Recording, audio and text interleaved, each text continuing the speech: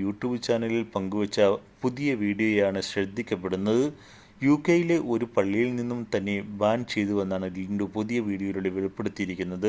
ഞായറാഴ്ച പ്രസംഗിച്ച ബ്രദറുടെ പ്രസംഗം ക്ലാസ് പോലെ നീണ്ടുപോയപ്പോൾ അതിനെതിരെ പ്രതികരിച്ചതാണ് ലിൻഡോവിനെ പള്ളിയിൽ നിന്നും ബാൻ ചെയ്യുന്ന സ്ഥിതിയിലേക്ക് വരെ കാര്യങ്ങൾ എത്തിച്ചത്.